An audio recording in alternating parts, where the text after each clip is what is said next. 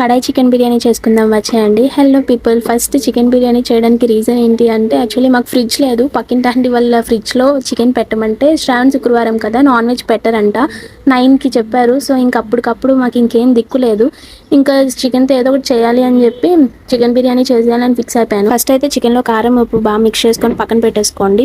ఈలోపు ప్యాన్లో ఆయిల్ వేసుకొని కొన్ని ఆనియన్స్ని బ్రౌన్ ఆనియన్స్ చేసి పక్కన పెట్టుకోండి. తర్వాత బిర్యానీ ఆకు అవన్నీ వేసుకొని అందులో ఆనియన్స్, టమాటో, అల్లం వెల్లుల్లి పేస్ట్ వేసుకొని బాగా అయిన తర్వాత మనం మ్యాగ్నెట్ పెట్టుకున్న చికెన్ కూడా వేసేసుకొని అది కూడా బాగా పీసెస్ ఉడికిన తర్వాత కొంచెం కర్డ్ వేసుకోండి. అది బాగా దగ్గరికి అయిన తర్వాత 1 గ్లాస్ ఆఫ్ రైస్ కి 2 గ్లాసెస్ వాటర్ తీసుకోండి. అవి కొంచెం బాగా మరిగిన తర్వాత గరం మసాలా వేసుకోండి అండ్ సాల్ట్ కూడా సరిపోయిందో లేదో చూసుకొని వేసుకున్న తర్వాత ఆ వాటర్ మరిగినప్పుడు మనం నానబెట్టుకున్న రైస్ అయితే వేసేసుకొని క్యాప్ పెట్టేసుకోండి. కొంచెం దగ్గరికి అయినప్పుడు రైస్ అంతా దాని మీద కొత్తిమీర, కరివేపాకు అండ్ బ్రౌన్ ఆనియన్స్ గార్నిష్ చేయండి.